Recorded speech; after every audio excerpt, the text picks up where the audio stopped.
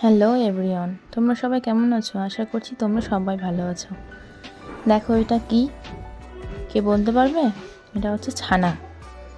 হ্যাঁ, তো আজ আমি বানাবো ছানার সন্দেশ।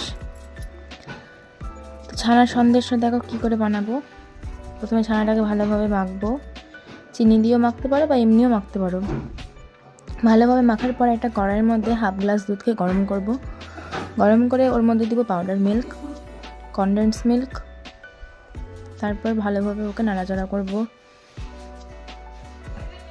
নাড়াচাড়া করে ওর মধ্যে দিয়ে দেবো ছানা দেওয়ার পর দেবো চিনি। তারপর ভালোভাবে মাখামাখি করব।